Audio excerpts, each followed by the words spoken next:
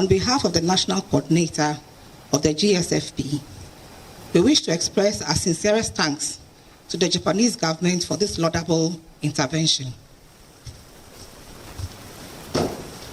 The project, in no doubt, will strengthen the capacity of the Ghana program in creating farmer linkages, nutrition training, human resource development. It will also strengthen our M&E structures. Currently, the school feeding program is trying to digitalize the program. By the end of this year, we should move away from the manual ways of doing things into a digitalized era. So on behalf of the National Coordinator, I wish to say he stands in solidarity with the Japanese government, Ifpri Nmimr, to make this project a laudable and a successful one. Thank you.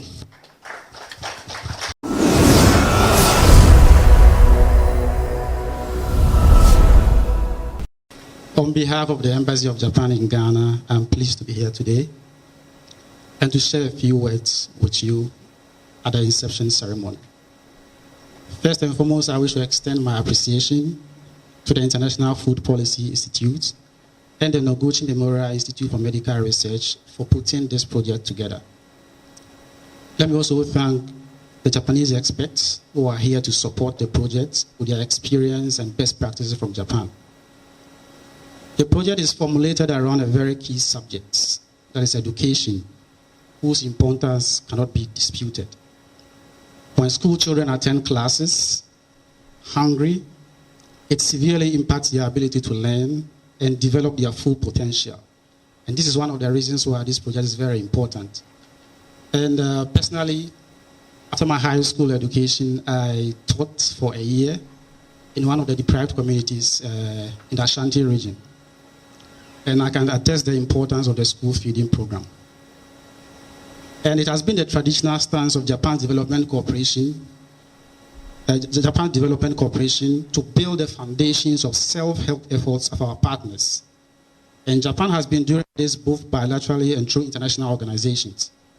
Earlier this morning, I joined another program, a nutrition-related program funded by the government of Japan.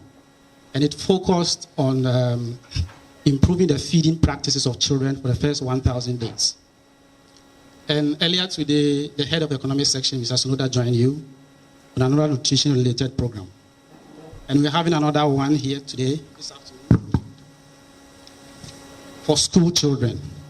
And this all goes to show how the government of Japan is very much committed to supporting such initiatives in Ghana. Japan believes in growing together with its partners. And in order to fully support global efforts, the government of Japan, through the Japan International Cooperation Agency, have been working very hard to apply Japan's own experience in several policy domains in Ghana and Africa as a whole. And in the area of nutrition, I'm very sure you are all aware of the Initiative for Food and Nutrition Security, which was launched during the Tokyo International Conference for African Development, TICAD 6. This project we are launching today is consistent with the thematic areas of the Initiative for Food and Nutrition Security. So in the light of the importance of this project, I would like to encourage all the key stakeholders to play their part well. We have around 66,000 school children who are counting on this project. And if it becomes successful, it could be a prototype for future projects. So lastly, let me add that the valued partnership between Ghana and Japan continue to grow from strength to strength. And as Ghana continue to develop, Japan will continue to provide support, more technical support, which are necessary for Ghana to achieve its development targets. I want to thank you once again for the opportunity, and I wish you all a successful project. Thank you.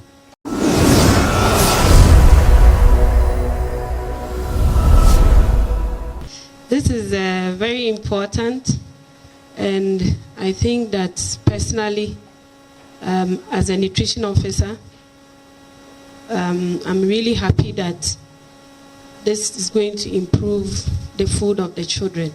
But I'd like to know, I was privileged to be in Japan and to see the food that they serve the children. Are we going to use our locally based food, or are we going to import and adapt what they are using? Thank you. From Ghana Education Service SHEP unit. I want to find out the school feeding intervention.